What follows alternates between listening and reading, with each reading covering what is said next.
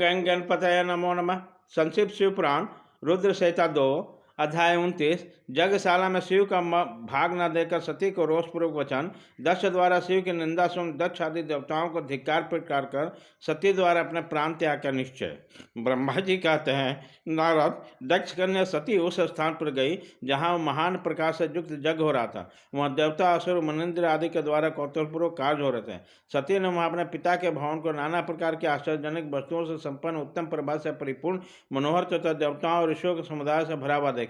देवी सती भवन के द्वार पर जाकर खड़ी हो गई और अपने वाहन नंदी से उतरकर अकेले शीघ्रतापूर्वक यज्ञशाला के भीतर गए। सती को आई देखकर उसकी सुसनी माता शक्नी बहनों ने उसका यथोचित आदर सत्कार किया, परंतु दक्ष ने उन्हें देखकर कुछ भी आदर नहीं किया तथा उन्हीं के भय से शिव के माया से मोहित होकर दूसरे लोग भी उनके प्रति आदर का भाव न दिखा सके। सब लोगों के द्वारा तिरस्कार प्राप्त होने के सती देवी को बड़ा विस्मय हुआ। उन्होंने अपने माता पिता के चरणों में मस्तक झुकाया। उसी जग में सती ने विष्णु आदि देवताओं का भाग देखे, परंतु शंभु का भाग उन्होंने कहीं नहीं दिखाई दिया। तब सती ने दूसरा क्रोध प्रकट हुआ। वो अपमानित होने पर भी रोष से बढ़कर सब लोगों को क्रूर दृष्टि से देखते हुए दक्ष को जलाते हुए बोले। सती ने कहा, प्रजापति, आपने परम मंगलपारी भगवान शिव को इस यज्ञ में क्यों नहीं बुलाया, जिनके द्वारा संपूर्ण चराचर जगत पवित्र होता है, जो स्वयं ही यज्ञताओं में श्रेष्ठ, यज्ञ के अंग, यज्ञ की दक्षिणा और यजकर्ता जन्मान है। उन भगवान शिव के बिना यज्ञ की सिद्धि कैसे हो सकती है? आओ, जिसके स्मरण करने से मात्र से सब कुछ पवित्र हो जाता है, उन्हीं के बिना किया वह सारा यज्ञ अपवित्र हो जाएगा। द्रव्य, मंत्र, हव्य और कव्य, ये सब जिनके स्वरूप हैं, उन्हीं भगवान शिव के बिना इस यज्ञ का आरंभ कैसे किया गया? क्या आपने भगवान शिव को सामान्य देवता समझकर उनका अनादर किया है?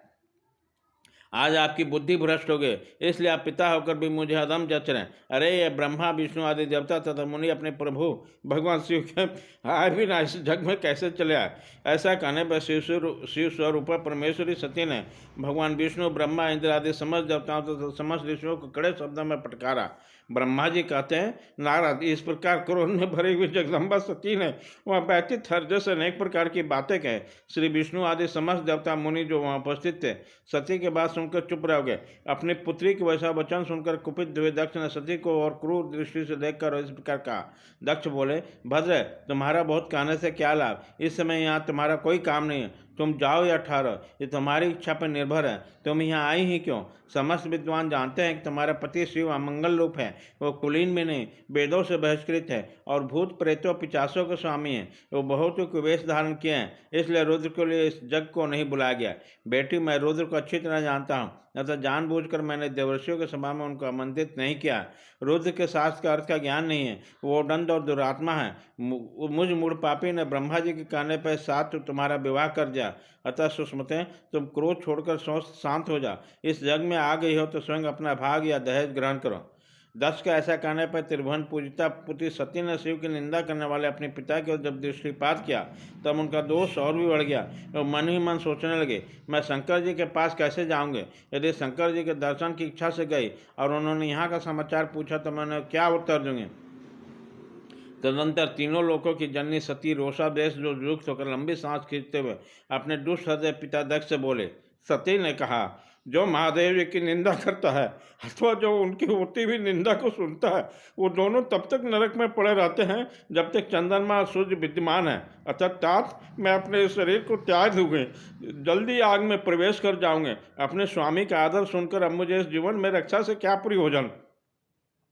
यदि कोई समर्थ है तो स्वयं विशेष यत्न करके शंभु की निंदा करने वाले पुरुष को जीव को बलपूर्वक काट डाले, तभी उस शिव निंदा श्रवण के पाप से शुद्ध हो सकता है। इसमें संचय नहीं है। यदि कुछ कर सकने में असमर्थ है तो बुद्धिमान पुरुष को चाहिए दोनों कान बंद करके वहाँ से निकल जाए। इससे शुद्ध रहता है, दोष का भागी नहीं होता। ऐसा श्रेष्ठ विद्वान कहते हैं। इस प्रकार धर्म नीति बताने से सती को अपने आने के कारण बड़ा पश्चाताप हुआ। उन्होंने व्यथित चित्त से भगवान शंकर के वचन का स्मरण किया। फिर सती आदि के अत्यंत कुपित होकर दक्ष, विष्णु आदि समस्त देवताओं और मुनियों से भी निडर होकर बोले। सती ने कहा, तात, तुम भगवान शंकर के निंदक हो, इसके लिए तुम्हें पश्चाताप होगा। यहाँ महान दुख भोग कर अंत में तुम्हें यातना भोगनी पड़ेगी। इस लोक में जिनके लिए ना कोई प्रिय ना प्रिय, उस निर्भय परमात्मा शिव के प्रतिकूल तुम्हारे सिवा दूसरा कौन चल सकता है। जो दुष्ट लोग हैं वो सदा ऐसा पूर्वक यदि महापुरुषों की निंदा करें तो उनके लिए यहाँ कोई आश्चर्य की बात नहीं है, परंतु जो महात्माओं के चरण की रज अपने अंधकार को दूर कर चुके हैं उस महापुरुष को निंदा शोभा नहीं देता। जिनका शिव दो अक्षरों का नाम कभी बाल सिंह के प्रसंग में मनुष्य के वाणी द्वारा एक बार भी उच्चारित हो जाए वो संपूर्ण पाप राशि को शीघ्र नष्ट कर देता है। उन्हीं पवित्र कृत्य वाले निर्मल शिव से तुम द्वेष रखते हो, आश्चर्य है। वास्तव में तुम अशिव अमंगल रूप है।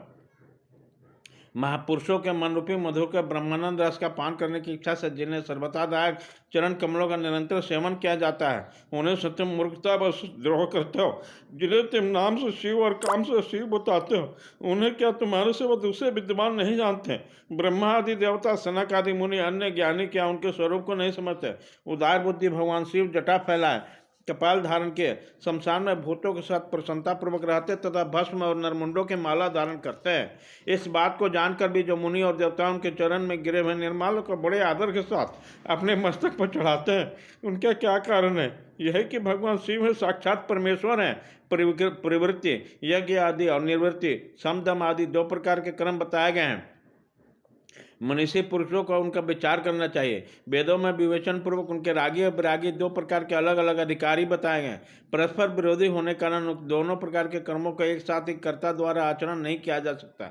भगवान शंकर तो परम ब्रह्म परमात्मा है, इसमें उन दोनों का प्रकार का कर्मों का प्रवेश नहीं है। उन्हें कोई कर्म प्राप्त नहीं होता, उन्हें किसी प्रकार के कर्म करने की आवश्यकता नहीं है। पिताजी हमारा ऐश्वर्य अव्यक्त है, उनका कोई लक्षण व्यक्त नहीं है। सदा आत्मज्ञानी महापुरुष उसका सेवन करते हैं। तुम्हारे पास तो ऐश्वर्य नहीं है। यज्ञशाला में रहकर वहाँ के अनुसार तृप्त होने वाले कर्मठ लोगों को जो भोग प्राप्त होता है उससे ऐश्वर्य बहुत दूर है। जो महापुरुषों को निंदा करने वाला और दुष्ट है, जिनके जन्मों का धिक्कार है, विद्वान पुरुष को चाहिए कि उनके संबंध को विशेष रूप से प्रणत करके त्याग दें। जिस समय भगवान शिव तुम्हारे साथ मेरा संबंध दिखलाते हैं, मुझे दाक्षायणी कहकर पुकारेंगे, उस समय मेरा मन सहसा अत्यंत दुखी हो जाएगा। इसलिए तुम्हारे अंग से उत्पन्न हुई सदाशिव के घृणित शरीर को इस समय मैं निश्चय ही त्याग दूंगी और ऐसा करके सुख हो जाएंगे। हे देवताओं और हे मुनियों, तुम सब लोग मेरी बात सुनो। तुम्हारे हृदय में दुष्टता आ गई है, तुम लोगों के कर्म सर्वथा अनुचित है।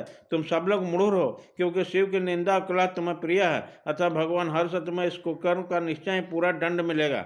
ब्रह्मा जी कहते हैं, नारद उस जग में दक्ष और देवताओं को ऐसा कहते सती देवी चुप हो गई और मन ही मन अपने प्राण वल्लभ सम्मुख का स्मरण करने लगे। अध्याय 19 29 खत्म।